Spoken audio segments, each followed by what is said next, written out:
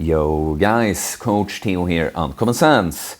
Today I want to talk about something important, namely the neck, okay? That's something I learned in 2023, that no physique is really complete without a thick, vascular, voluminous neck. The neck is very important for complete aesthetic development, and all jokes aside, I'm someone that has a balanced approach to bodybuilding, as in, I don't ever think looks should be your one and only priority or the reason why you train, but I also don't think you should be running from the fact that improving the way you look, there's nothing wrong with that.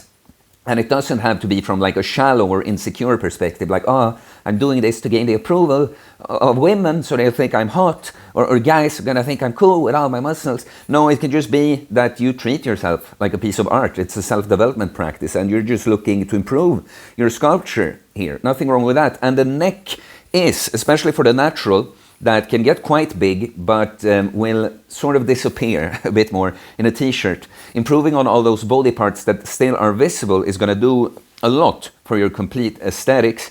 And so neck was something I neglected myself for the over 5 years I've been training now. I've only been training neck for half a year, gotten pretty good results, and so I want to tell you about my approach to it and how you can implement it into your own training regimen. So first of all, let's just get clear that we're talking about the neck, like the actual thing beneath the head here, not the traps. The traps could be considered part of the neck, but they are separate muscles, and when we want to start training the neck, we don't really have to think about training the traps if we are already. You know, if you're pulling heavy from the floor, doing different deadlift variations, and doing rows at a horizontal or lower angle, and maybe even doing some shrugs. I've never done shrugs personally, and I have pretty damn good trap development, but these heavy pulls from the floors and the different rows are going to be your bread and butter. But then when we want to hit the neck, it's two more motions that we want to add, really. One is the neck extension. So extending the neck is pulling it back like that. And you could do that by just placing a weight plate directly on your head and lie on your belly on a bench. You do it like that. But this is when it's going to come in real handy to have a neck harness like I've got. And it's actually just because I saw this neck harness in a fitness store in Greece that I decided to, like, you know what, I've been thinking about training the neck, let's get into it. So neck extensions and then neck flexions or neck curls just towards the other end. I tried doing variations with the neck harness for this, but with a cable. It works, but the easiest way really is to instead lie on your back on a bench and put a weight on your forehead.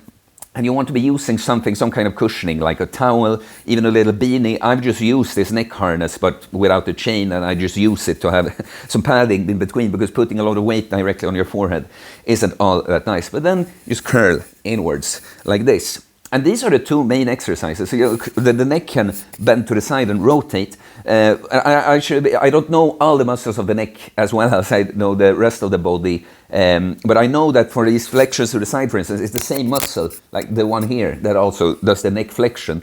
So maybe consider adding more at some point. But what I've been doing for now is 3 sets of neck extensions with my neck harness and 3 sets of neck curls. And so when we're talking about programming, when you want to do that, because it's not obvious, you know, I think either spread them out on your other workouts. Let's say you're doing push-pull legs. I would with push just throw in like a superset, doing the flexions with, like, if I do a dumbbell press, for instance, you know, every other set, just do it for the front and sides of the neck. And on a back day, something similar, you know, throw in the neck extensions in between. What I have in my program, without going all into my program, is I have 2 days that like are officially a bit like rest days, but I don't have to rest. And so training the neck, of course, locally, you exhaust the muscles, but it's not going to have so central fatigue as if I'm going and doing deadlifts or squats or a full bench workout or heavy weighted chin-ups or something. So you can either put it on, if you have a little spare day like that, or you can very easily just spread it out on your other days. I'm considering now, when I've done a lot of gains with my neck and I'm kind of happy to slow the pace down, I'm considering, instead of doing it all at once one day, it's like today, it was the day actually, that's why I had the idea for the video, but I'm considering putting something else on this kind of weak point, almost rest day, and throw in the neck stuff on the other days. And so something I just want to say is I hear some people talking about the neck working best like isometrically, you know, just stabilizing, just anti-motion, resisting moving. And so when I plateaued a bit on my neck extensions with a neck harness, something I've been doing now every other neck day, I guess, is to do a sort of neck deadlift. So I sit on a bench. I'm sitting leaning forward in like a squat parallel position basically, and I just stand up while holding the neck stable as I'm doing that. And that seems to have done something now, because I had been plateauing with the neck extensions, and now just today I pushed through the plateau, hit 13 reps with 24 kilos. So the last thing I'll say is the neck is, of course, I always say with training that you don't want to be too careful and afraid of injuries, because that fear is going to hold you back. And we're going to have to, that we run into minor injuries here and there is just part of a serious training process. And you often learn a lot from the injuries. Of course, we want to prefer to stay injury-free, and especially an area like the neck, you want to be careful with. So what I'll say is now, it depends, but I apply double progression, which means that you will move up in weight, but you increase the number of reps you do with a certain weight until you move up in weight. And so now I've been mostly in the 8 to 12 rep range on both exercises, but I'm moving as close to 15 sometimes. But when I started, I really wanted to make sure that I'm on my untrained neck, not just hanging a bunch of weight on it. So when I started, I actually started doing sets of like 15 to 20 reps, just to make sure I built quite a foundation. And then at a certain point when I felt like, okay, I've made some gains here, my neck feels sturdier, I started feeling out these little heavier weights. I would never go below like 8 reps, but I think it makes sense when you get into it, because you can get the same stimulus from slightly higher reps. It's just, less risk of something breaking when you're untrained. So that would be my little safety caveat. Maybe you want to start out with higher reps and lower weight until you feel like you built a foundation, then start putting the rep range just a little on the lower end. But yeah, guys, I probably showed some pictures. I don't know how well I'm sitting here, but I can clearly tell.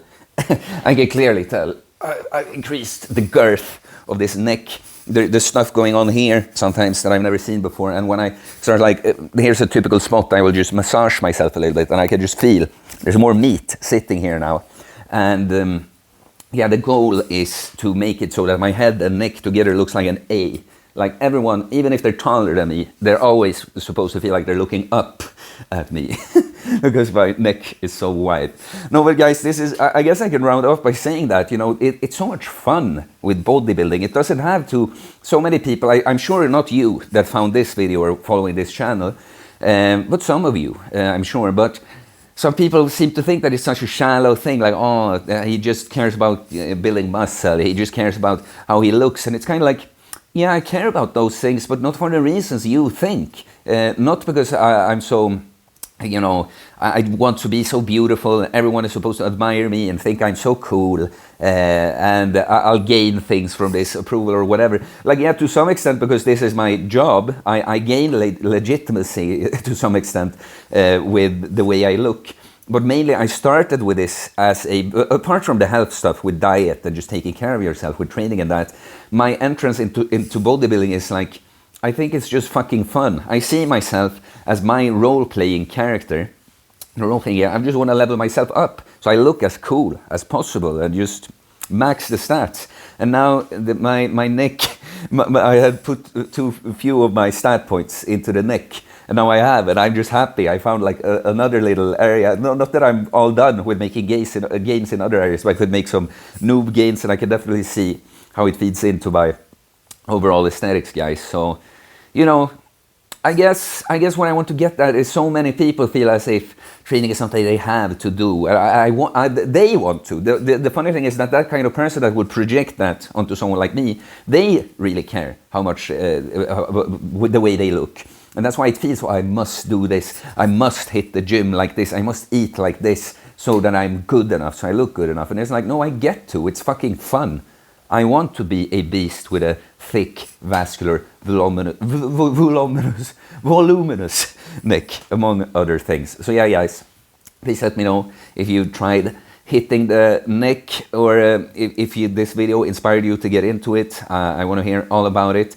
If you are interested in coaching, building a thick-ass horse neck, or just losing fat and building a good physique and mindset and person that you are overall, you can DM me on Instagram or email me. I'll let you know about my different options for coaching. Consider becoming a member of the channel, supporting me and my content that way. It's very much appreciated. And please subscribe for more content about fitness, fast and losing weight, building muscles, self improvement, stoicism, mental health, philosophy, spirituality, mindset. It is a mindset, guys. Don't neglect the neck day to make the pencil neckness go away. Peace.